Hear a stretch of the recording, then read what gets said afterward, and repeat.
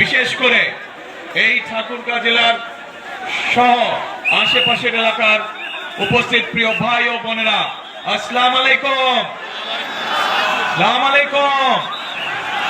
কেমন আছেন আপনারা? মা বোনেরা কেমন আছেন? আলহামদুলিল্লাহ। প্রিয় ভাই বোনেরা, আজ বহু বছর পর এই ঠাকুরগাঁর মাটিতে আমি আবার আসতে পেরেছি, সেজন্য আল্লাহর কাছে হাজার লক্ষ কোটি শুকরিয়া। আপনাদের নিশ্চয়ই মনে আছে, আগে প্রায় প্রতি বছর শীতের সময় আমি এই ঠাকুরগাঁও অঞ্চলে আসতাম, পঞ্চগড় এলাকায় আসতাম, বিভিন্ন গ্রামে যেতাম, উপজেলাগুলোতে যেতাম, পৌরসভাগুলোতে যেতাম।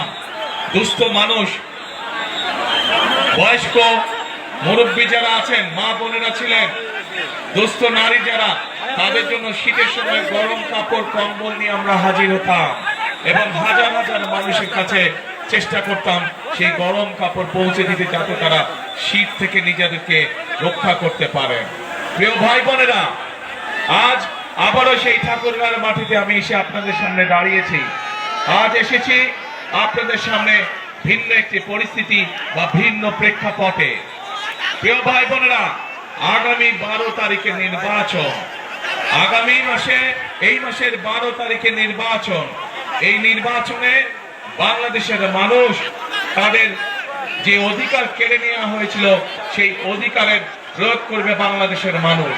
বাংলাদেশের মানুষ গত এক যুগ ধরে তাদের কাছ থেকে যে রাজনৈতিক অধিকার, কথা বলার অধিকার কেড়ে নেওয়া হয়েছিল, সেই অধিকার বাংলাদেশের মানুষ প্রয়োগ করবে। প্রিয় ভাই বোনের, এই মাঠের মধ্যে যে লক্ষ লক্ষ মানুষ আপনারা আজকে উপস্থিত হয়েছে, এই মঞ্চের পাশে ছোট্ট একটি মঞ্চ আছে যেখানে কয়েকজন মানুষ বসে আছেন। এই মানুষগুলো গত 15 বছরে বিভিন্ন ভাবে গুম খুন অত্যাচারে নির্যাতন হয়েছে তাদের স্বজনেরা, সেই অত্যাচার নির্যাতিত পরিবারের সদস্যরা বসে আছেন।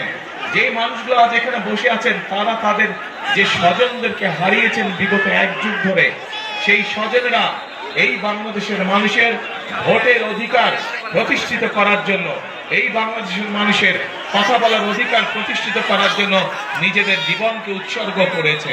নিজেরা বিভিন্নভাবে অত্যাচারিত হয়েছে, নির্যাতিত হয়েছে। প্রিয় ভাই বোনেরা, আজ বাংলাদেশের মানুষের কাছে, আজ বাংলাদেশের মানুষের সামনে সেই হারিয়ে যাওয়া যে অধিকার, সেই অধিকার প্রয়োগ করার সময় এসেছে। প্রিয় ভাই বোনেরা, 12 তারিখে নির্বাচন হবে। ভাই, এখানে বিজেপি সদস্যবৃন্দ যারা আপনারা হুইসেলিং করছেন, দয়া করে হুইসেলিংটা বন্ধ করে দেন। আপনারা হুইসেলিংটা বন্ধ করে দেন। হ্যাঁ, বসো বসো বসো বসো, কথা শোনো। এই হুইসেলিংটা বন্ধ করে দেন,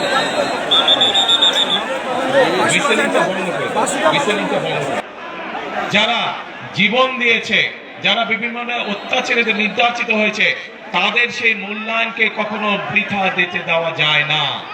এবং এইবারকার